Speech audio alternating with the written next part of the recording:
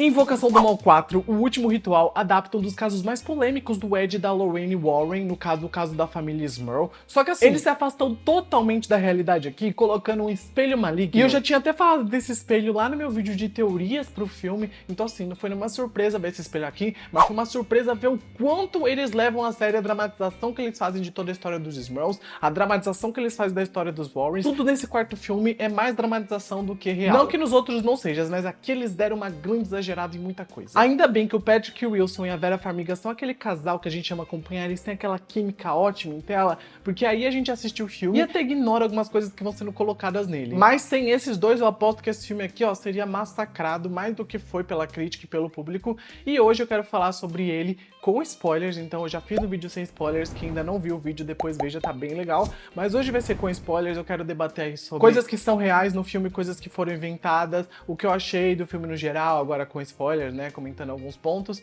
principalmente da Annabelle gigante, do espelho que voa, muita coisa pra gente falar. Mas antes de começar a falar sobre o filme, deixa o like que é importante, se inscreve aqui no canal para próximos conteúdos e me conta nos comentários o que vocês acharam dele, que eu quero muito saber o que vocês têm a dizer. Então tá, esse quarto filme de Invocação do Mal começa lá em 1960, com os jovens Ed e Lorraine, que estão ali num dos primeiros casos deles, e eles estão investigando uma possível assombração em um antiquário. E nesse momento, a Lorraine, que tá grávida da Judy, começa ali a sentir algo nesse antiquário, e ela toca no espelho que racha bem na hora, e ela sente algo de ruim, e até entra em trabalho de parto nesse momento. E é um parto bem prematuro, tanto que ela sente que tem algo de errado com o bebê, então ela tem que correr pro hospital junto com o Ed. E quando ela chega no hospital e ela tá tendo bebê, ela começa a ver a assombração na frente dela, a assombração essa que quer pegar a Judy, e nisso, quando a Judy nasce, ela nasce meio que morta, mas por um milagre, que talvez seja um milagre divino, ela volta à vida, e temos um começo intenso. Pra mim, esse começo foi muito bom. Mesmo com algumas coisas exageradas, como a cena ali da assombração aparecendo pra Lorraine, ainda assim foi uma cena mais pé no chão, comparado a várias outras que aparecem ao longo do filme. E essa cena inicial boa me fez acreditar que esse quarto filme seria muito bom, só que eu fui enganado pela minha própria expectativa. E aliás, eu não sei se vocês sabem, mas na vida real, realmente houve uma complicação no nascimento da Judy, mas foi algo assim, uma complicação besta que sempre acontece no nascimento de criança. Aí o filme foi lá, pegou essa história da complicação, aumentou ela, tornou ela fantasiosa e pronto, foi isso que a gente viu aqui na tela. Mas foi uma cena aumentada que até que funcionou, então parabéns pra esse começo do filme que foi legal. Daí muitos anos se passam e os Warrens nunca tinham ido atrás desse espelho, mas aparentemente o espelho foi atrás deles, já que ele é um dos objetos amaldiçoados que aparece na casa dos Smurls e que causam todo o rebuliço aí ao longo do filme. E aliás, se vocês não sabem, realmente existe um espelho no Museu dos Warren, então assim, é um espelho que eles recuperaram de um cara de Nova Jersey, que tava usando esse espelho ali pra causar mal a algumas pessoas que ele não gostava, e aí o espelho começou a se voltar contra ele, porque era um espelho que via meio que o futuro, e aí depois de muito ele ser assombrado, ele pediu ajuda dos Warrens, eles foram lá recuperar esse espelho, e aí o espelho foi pro museu deles. Então assim, nada da história desse cara foi colocada no filme, e nada desse espelho foi explicado, simplesmente é um espelho que tá aí e pronto. Eles até colocaram aquela moldura no espelho com as três caras lá, com aqueles três rostos que também não trazem uma explicação, só é pra deixar mais assustador, talvez. Eu até agora não entendi muito bem qual que é o rumo que eles queriam tomar, colocando esse espelho, colocando a história da Judy, misturando tudo isso com a história dos Smurls. Mas enfim, vindo do Michael Chaves, a gente não pode esperar algo muito grandioso e bem elaborado, né? A gente tem que esperar sempre o mínimo pra gente aí não se decepcionar tanto. E agora vamos falar da família Smurl, que ganhou muito destaque nos materiais promocionais do filme, mas aí quando chega no filme, eles realmente são meio que coadjuvantes em toda essa história. E a história deles basicamente se inicia aqui quando o avô da Heather dá um espelho maligno pra ela, sem saber que é maligno, obviamente, né? Então ela completa a crisma dela, ela ganha esse espelho de presente. Espelho esse que tava quebrado, e eu fiquei pensando, quem dá um espelho quebrado pra outra pessoa é tipo dar má sorte na mão da outra pessoa. Então assim, nunca deu um espelho quebrado pra uma pessoa, sabe? Pra mim essa foi uma das maiores bizarrices do filme, nem a Annabelle gigante conseguiu competir com alguém dando um espelho quebrado pra outra pessoa, mas enfim. Depois que esse espelho chega na casa dos Smurls, tudo começa a dar errado, o teto cai na frente deles, e o filme acaba mostrando os membros da família Smurl sendo assombrados um por 4 entidades, incluindo um grande demônio, que é o demônio do espelho. E uma dessas entidades era uma velha demente, que não atacava ninguém, mas assombrava todos, uma mulher com problemas mentais, que gostava também de assombrar, e por fim a gente tinha um homem de bigode com um machado, que adorava as mulheres da casa, e ele possivelmente abusou sexualmente da Janet e do Jack Smurl. Pelo menos é isso que os dois dizem na vida real, e o filme tentou abordar isso com o Jack, com aquela cena dele levitando ali na cama. Então assim, esse foi o máximo da abordagem desse abuso sexual que aconteceu, porque porque o filme não vai mais além do que isso. Tudo aqui envolvendo a assombração dos Smurfs, beira o básico. No caso, sussurros, aparições ali de fantasmas uma vez ou outra. Fantasmas que às vezes tentam perseguir as pessoas, mas a gente sabe que não vai dar em nada. Coisas desse tipo que, assim, nunca vão muito adiante. Não é igual, por exemplo, Annabelle 2, que pra mim, Annabelle 2, eles realmente ousaram na hora dos ataques dos fantasmas. Aqui foi tudo meio... não é... Esse cara do machado foi um dos melhores. Foi. Principalmente a cena que ele vai atacar a Lorraine próximo ao final do filme. Mas assim, antes disso... E aliás, a Lorraine da vida real identificou na época, né, a assombração da casa como um súcubo. Já no filme, eles mudam meio que isso e colocam o espelho como uma grande assombração que controla os outros fantasmas da casa. Fantasmas esses que são ali 3 pessoas que morreram naquele local, um deles sendo o Homem do Machado, que era um antigo fazendeiro que enlouqueceu porque ele suspeitava que a esposa estava traindo ele, então ele acabou assassinando ela brutalmente, matou a sogra com o machado, e eles 3 acabaram se tornando, no final das contas, os fantasmas da casa dos Smurfs. Mas o filme nunca tentei a fundo na história desses fantasmas e só entrega essa explicação rasa e fala pro público, engulam aí e continuem assistindo. Eu fui até pesquisar um pouco a mais e tem uma história um pouco mais aprofundada sobre a Homem do Machado, mas como o próprio filme não quis trazer ela, eu também não vou trazer aqui. E eu achei engraçado que o Michael Chaves, ele foi até as irmãs Smurfs pra perguntar sobre o que aconteceu na época que elas estavam vivendo na casa e como foi a experiência delas com o sobrenatural, como eram, né, as entidades. Só que mesmo ouvindo elas e tendo o feedback delas, ele disse que ele teve liberdade criativa pra fazer mudanças. Então assim, pra que consultar ela se você ia fazer mudança no final das contas e ia fazer uma coisa fantasiosa?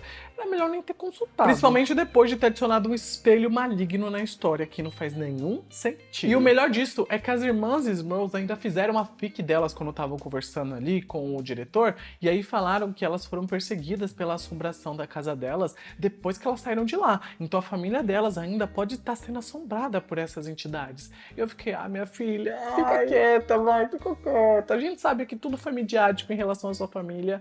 Vocês queriam atenção, vocês conseguiram a atenção que vocês queriam e pronto. Assombração.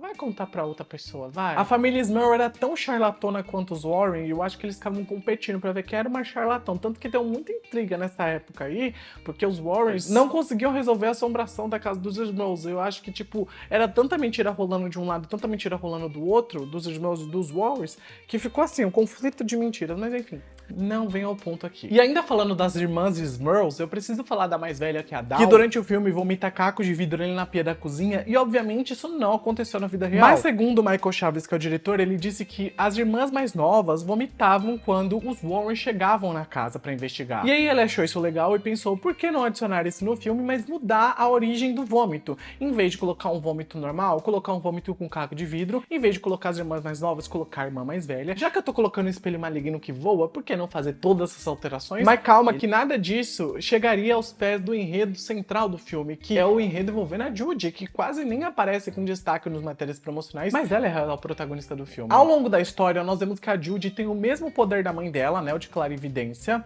e ela tem uma certa conexão com o sobrenatural, e aos poucos ela começa a ser assombrada por uma entidade que é a mesma que tá assombrando os Smurfs. E a Lorraine, logo no começo do filme, vê uma mão sobre o ombro da filha, e não questiona muito isso, mas ela sente que tá algo de errado. Depois, a Judy é atormentada por algo enquanto ela tá provando o vestido de noiva ali do casamento dela, e a Lorraine vê ela jogada no chão, e ainda assim ela não faz nada. E aí, um pouco depois, a Judy vê a Annabelle, não uma vez, mas algumas vezes no filme, sendo uma delas um dos momentos mais toscos que esse filme poderia colocar. E já a gente fala desse momento, tá? Antes eu preciso falar sobre o Padre Gordon, mas assim, só pra concluir minha linha de pensamento sobre isso, Lorraine e Judy não se comunicam, porque Judy toda hora ficava recitando a musiquinha que a mãe dela explicou pra ela afastar todas essas entidades. E parece que a Lorraine tá muito mais lerda nesse filme do que no 2, por exemplo, onde ela sabia que a Valak tava ao redor dela e ela fazia de tudo pra proteger a filha. E aqui as coisas ficam meio...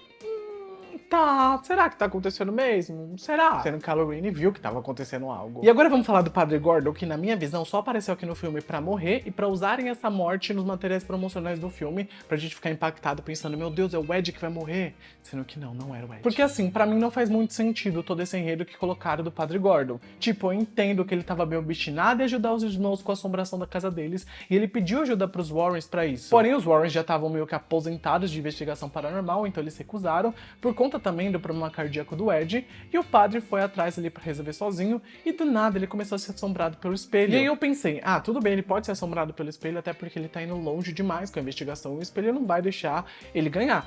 Mas aí, o espelho consegue assombrar ele dentro da igreja, o lugar mais sagrado que existe. Tipo, que espelho é esse tão poderoso que aí consegue entrar na igreja, mas depois no final é derrotado por uma família unida?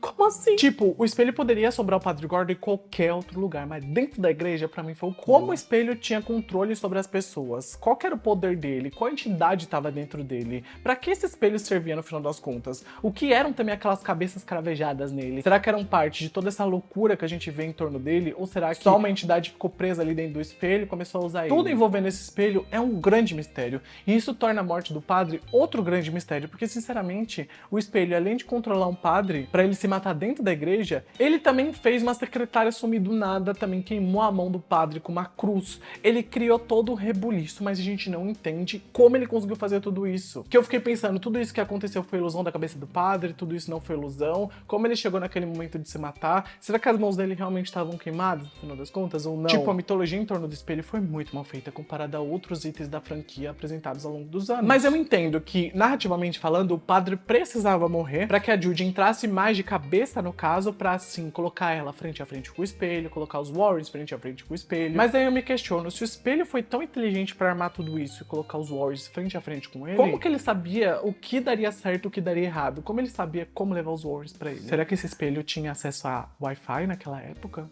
Ou não? Não sei, fiquei muito pensativo. Ainda mais sabendo que o Ed e a Lorraine meio que cagaram pro padre tirar a própria vida no meio da igreja. Eles afirmaram que eles não conheciam tão bem o padre Gordon. E eu só pensei, meus filhos, vocês trabalharam com esse velho há muitos anos. E vocês estão falando que não conhece bem ele? Ele é no churrasco de família de vocês. Ah, vai se ferrar. Como que vocês não conectaram que essa morte estava ligada ao caso ali da casa dos Smurfs que ele estava investigando? Vocês estão aí há muitos anos aí nessa área. Então assim, vocês deveriam saber que uma pessoa poderia ser possuída e talvez ali se suicidar por conta dessa possessão. Então assim, vocês sabiam no final das contas, vocês só queriam ajudar. Ainda mais que o padre Gordon já tinha falado com vocês sobre o caso dos irmãos várias vezes. Não era a primeira vez, não era algo normal, assim, corriqueiro. E assim, ele não tava com a mão queimada da cruz? Ou não, sei lá, se era uma ilusão ou não, mas se ele tava com a mão queimada, era óbvio que tinha sido algo ali de demônio, possessão. Então, ai, que deu uma gastura ver isso. É como se o roteiro quisesse nerfar o Ed e a Lorraine pra colocar a Judy como a salvadora da pátria. E ela vai atrás ali pra saber as informações. E por falar na Judy, o que eu queria muito saber é o que raios esse espelho queria com a Judy. Porque, meu Deus, fazer tudo isso pra chegar até a Judy foi foda. Será que ele queria a Judy porque ela foi ressuscitada talvez por um milagre divino enquanto era bebê? Talvez. O demônio nunca deixa claro porque ele quer a Judy. Ele só fala, esperei muito tempo por isso. Muito tempo pelo quê, filho? O que você tá esperando há muito tempo? Sei lá, fala uma palavrinha a mais, dá uma explicaçãozinha a mais. Vocês amam o monólogo, a gente sabe que vocês amam o monólogo, por que nesse filme vocês não têm um monólogo pra explicar as motivações? Então assim, é foda. E assim, lembram do momento tosco que eu mencionei pra vocês um pouco antes? Então, a Judy ouve a voz da mãe dela vindo do segundo andar da casa dos Smurfs, e uma pessoa normal faria o quê? Daria meia volta e ia procurar a mãe no andar de baixo, né, pra ver se ela tava lá, ou chamar outra pessoa pra subir junto. Ainda mais sabendo que a casa tá sendo assombrada. Mas a Judy decide burramente subir sozinha, ela vai ali até o segundo andar, vê o corredor vazio, uma escada pro sótão jogada, e daí ela pensa, minha mãe me tá chamando, acho que eu deveria subir no sótão sozinha nesse momento pra ajudar minha mãe. Ai, que burra. Daí ela chega no sótão, vê que não tem ninguém lá e ainda continua a explorar aquele lugar escuro e ignora o fato de que a mãe dela não tá lá, sendo que a mãe dela tava chamando ela lá de cima. E aliás, o espelho maligno tá nesse sótão. Como ele chegou ali? Teletransporte, essa é a única explicação. Então ela decide tocar no pedaço do espelho quebrado por algum motivo que não é muito bem explicado. Talvez ela seja atraída por esse espelho, talvez os dois tenham uma conexão. Eu jurava que no final das contas a Judy poderia ter sido revivida, né, enquanto bebê, por uma entidade demoníaca que fosse tal espelho ou algo nesse estilo, e aí seria uma reviravolta legal. Imagina a Judy ter uma semente demoníaca dentro dela. Seria algo muito da hora. Mas não, o filme não explica muito como ela viveu, o filme não explica muito como ela poderia morrer. É só jogado, só assim, aceitem, fãs. E acaba que essa cena se finaliza com a Judy vendo uma mensagem da Annabelle ali no teto do sótão. Ela desce desse local, a Annabelle aparece do nada num dos quartos, ela começa a crescer, começa a atormentar a Judy, começa a perseguir a Judy começa a rastejar no chão, ela cai da escada e puf, era só uma imaginação da cabeça da Judy. O espelho criou essa imaginação. Só que nunca fica muito claro como que o espelho cria toda essa imaginação. A gente só sabe que ele cria. mas não fica claro como. E pra mim essa cena foi muito sem noção em tantos níveis, não tem como defender. Era necessário colocar uma Annabelle gigante aparecendo? Não era. Mas vindo do Michael Chaves, a gente já tem que esperar o pior, porque ele é o tipo de diretor que pensa: eu tenho os fãs dessa franquia na palma da minha mão, então eu posso fazer tudo o que eu quiser, eles vão engolir. E tem gente que engole mesmo, tanto que no Twitter eu vi umas pessoas falando: só os fãs de verdade da franquia vão entender esse filme, vão amar esse filme. Gente, não é fã de verdade, é fã emocionado, é diferente. Fã de verdade sabe ver os erros e sabe ver os acertos. E esse filme teve muitos erros. Isso desvalida o filme de ser divertido de assistir? Não, tem muito filme de terror ruim. Esse daqui eu não considero um filme de terror ruim. Eu considero um filme fraco pra uma franquia que tem muito potencial, principalmente os 2 primeiros filmes de Invocação. E aqui, o Michael Chaves faz um mínimo e as pessoas às vezes estão engolindo esse mínimo e falando arte, sendo que não é arte. É tipo um filme que poderia ser melhor e não é. E é triste. Mas voltando ao ponto que é falar do filme, o Ed e o Jack tentam tirar o espelho da casa, porque é ele que tá causando tudo, mas eles são impedidos pelo próprio espelho, que vira ali um ser onisciente e mega poderoso. E se esse espelho já podia se regenerar e se teletransportar em outras cenas, se regenerar principalmente daquele caminhão de lixo que triturou ele, e mesmo ele sendo triturado, ele voltou com aquele quebradinho, então assim, se regenerou pela metade, né, querido? Ainda assim, quando a gente chega no final, a gente vê que esse espelho é o próprio Thanos desse filme, e o Ed e a Lorraine são a Viúva Negra e o Hulk. Porque assim, o espelho começa a flutuar, prende a perna do Tony, induz os fantasmas a atacarem todos da casa, trava uma batalha contra o Ed, possui a Judy pra atacar a Lorraine, ataca o coração do Ed usando a própria Judy. E o Ed já teve vários ataques cardíacos no filme e nunca morre, né? Eu acho muito engraçado, sendo que no começo do filme o médico fala: você não pode ter outro ataque cardíaco, e ele tem aqui, nada acontece. E tudo isso rola enquanto a Judy canta a musiquinha dela pra afastar as assombrações que ela vivia vendo, algo que a mãe dela ensinou no passado, mas que aparentemente nem tava mais funcionando. E pra finalizar, o espelho induz a Judy a se enforcar e ela quase morre enforcada, mas o Ed e o Tony aparecem e salvam ela,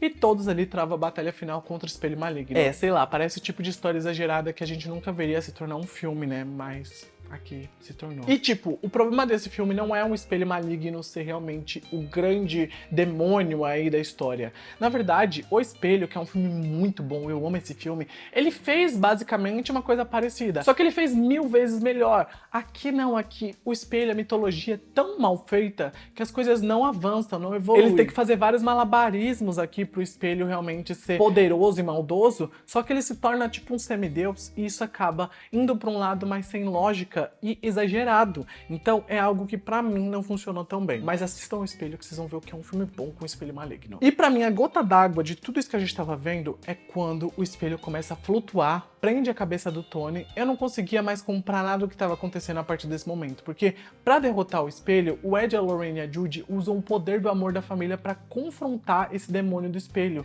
E assim, a Judy aceita que ela tem que parar de meio que reprimir os poderes dela, né, que são de clarividência, e ela tem que aceitar isso, ela tem que aceitar os dons que a mãe dela passou pra ela. E quando ela aceita, os três se unem ali, a Lorraine para o espelho com uma mão só. Novamente eu digo, a nossa Viúva Negra aqui do filme para no Thanos. Daí todos se juntam, quebram o espelho com o poder da família e a Judy fala uma frase de efeito e pronto. O espelho foi derrotado. Esse foi o final do filme.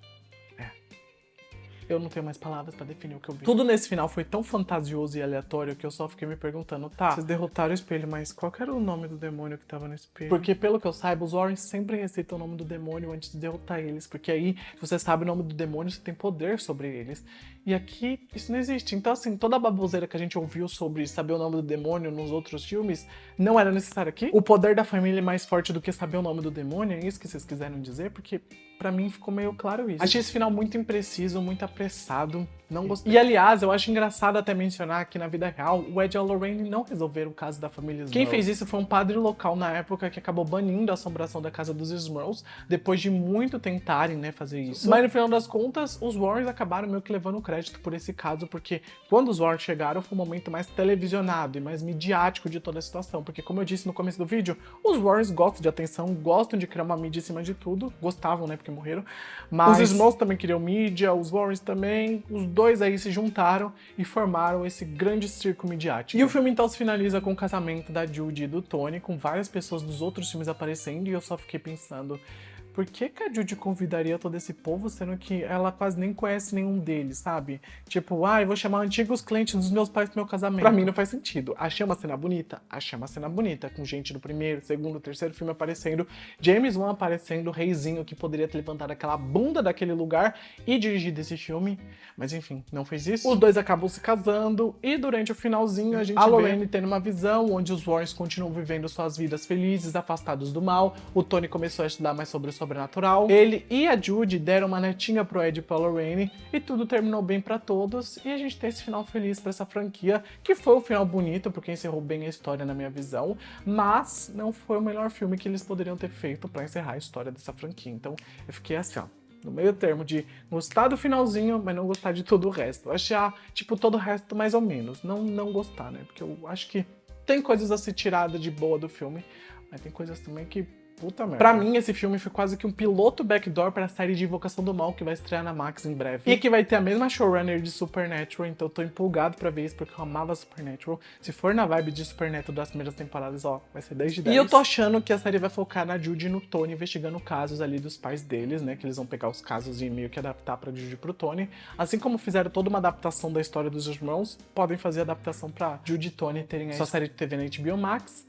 Mas, além disso, a gente também teve um rumor surgindo recentemente que com a boa bilheteria desse quarto filme de Invocação do Mal, a Warner tá considerando fazer um prequel sobre o Ed e a Lorraine, focando aí nos casos antigos deles. Até porque esse filme também trouxe um flashback deles mais jovens no primeiro caso, então eu tô achando que no cinema vai ser ainda Ed e Lorraine investigando casos, e na Max vai ser Judy e Tony investigando casos também. Então, essa franquia tem muito potencial, vai dar muito dinheiro, muita audiência.